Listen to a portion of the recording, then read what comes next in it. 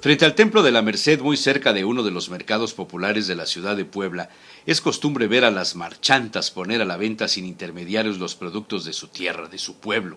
Gracias a ellas se consiguen los ingredientes de temporada verdaderamente frescos y con ello el dinero beneficia directamente al productor. Salacaín era visitante cotidiano de esos puestos en la vía pública. Algunos vendedores incluso lo llamaban cuando llegaban las primeras habas verdes. En esta ocasión el recado dejado en su casa decía: ya hay cuitlacoches.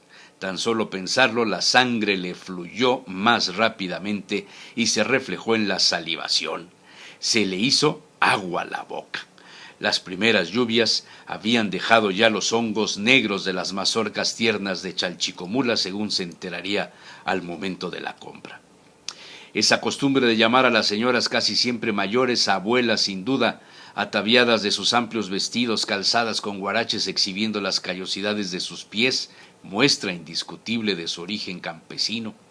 Sobre el vestido el delantal, una especie de bata con mangas cortas para cubrir sus ropajes y con enormes bolsas donde guardaban el dinero de la venta. A veces un suéter delgado o rebozo encima de todo para protegerse del frío. La imagen de la marchanta casi puede incluirse en la lista del patrimonio intangible en vías de extinción, pues esas señoras vestidas así hoy son desplazadas por vendedores urbanos con ropa moderna y gorras. Salacaín había preguntado alguna vez a un antropólogo el origen de la palabra marchanta para describir a las vendedoras de mercados. El término le era familiar en Europa. Así le dicen a las corredoras de obras de arte. El antropólogo aquel, peruano de origen, atribuía la palabra a la influencia francesa dejada en México desde principios del siglo XIX en asuntos gastronómicos, un tema muy atractivo para la cultura del aventurero y del cual daría cuenta en varias intervenciones ante sus amigos. La marchanta le ofreció a 10 pesos el cuarto, o sea, a 40 el kilo. Salacaín preguntó cuántos kilos traería en la bolsa. La marchanta hizo el cálculo y el aventurero le ofreció comprarlo todo. La anciana mujer no respondió inmediatamente, dudó un poco. Observó el resto de su improvisado escaparate de venta sobre la banqueta donde había algunos elotes tiernos y otras hierbas sobre unos platones de melamina con la imagen de la Virgen de Guadalupe. Finalmente aceptó venderle todos sus cuitlacoches.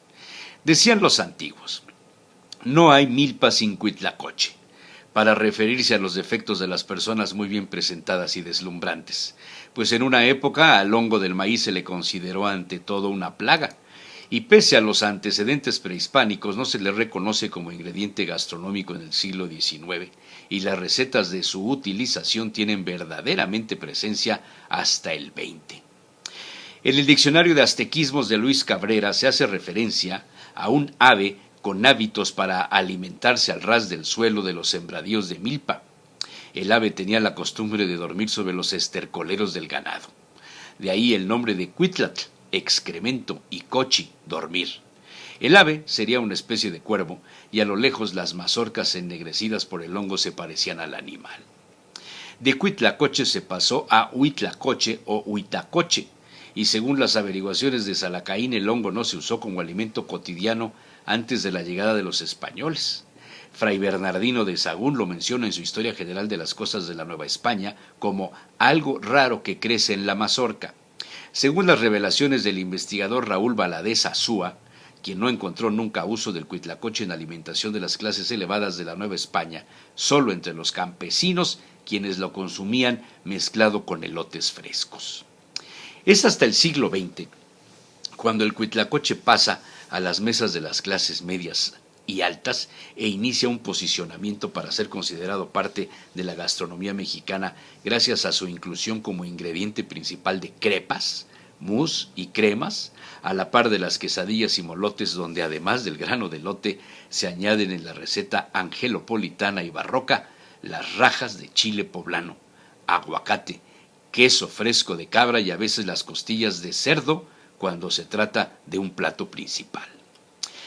Su comparación con las trufas europeas le ha abierto las puertas a la llamada alta cocina mexicana, donde los mejores cocineros del mundo emplean el cuitlacoche bajo el nombre de la trufa mexicana.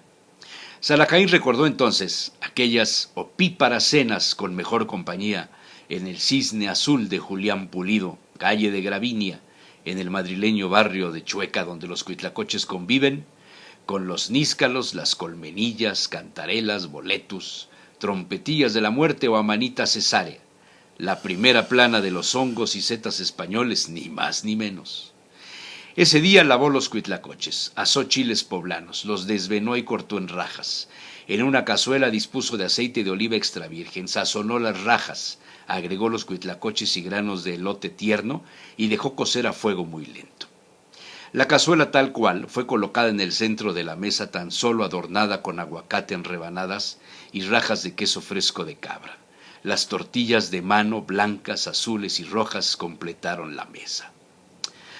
Abrió un Bollinger Brut rosado, cuyas notas de campo y madera complejas estuvieron ideales para rendir honores al hongo del maíz. Y empezó la fiesta. Francia y México danzaron en su boca como el beso de la mujer deseada, amada y tenida.